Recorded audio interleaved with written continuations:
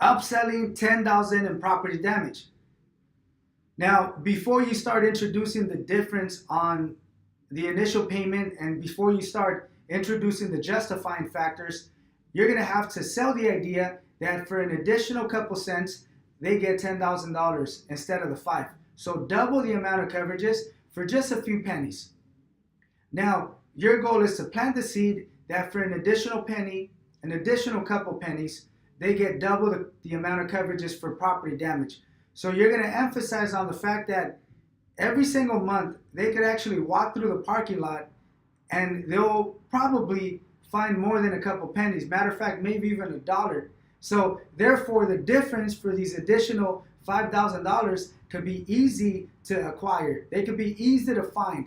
Matter of fact, it only takes a couple minutes walking through the parking lot, and most likely we'll be able to find those 20, 30 cents.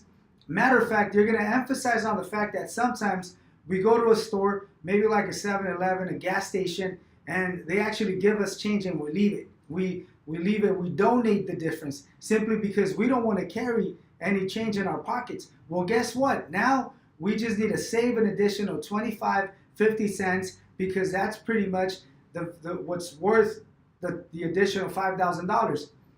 So you're going to sell the idea that literally for almost no cost whatsoever, they get double the amount of coverages. Now, it's very important to sell the idea that $10,000 is going to be crucial before we give them the difference on the initial payment.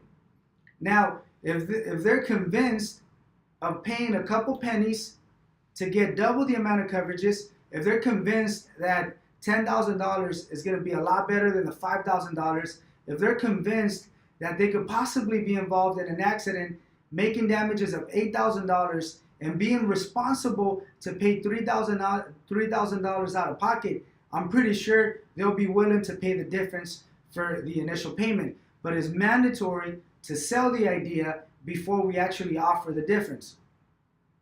Now, it gives you an opportunity to break the ice. It gives you an opportunity to make it realistic. It gives you an opportunity to use the parking lot as a way of using humor, or also the fact that we no one likes keeping change and we donate the change. Those are two real life examples that you can use to add value, to persuade them, to make it tangible, and also to break the ice. So you're going to tell them, sir, what would you say if for an additional 10, 15 cents, I could actually offer you an additional $5,000 worth of property damage? Now, let me explain exactly how that works. Now, just imagine you hit a vehicle, you make damages of $8,000. Now, for basic liability of $5,000, you're going to be responsible to pay $3,000 out of pocket. That's a lot of money. Do you have $3,000? I'm pretty sure you don't. I don't either. So guess what? For an additional 10, 15 cents, I could actually add an additional $5,000. So instead of you leaving with $5,000 for property damage, you're going to leave with $10,000.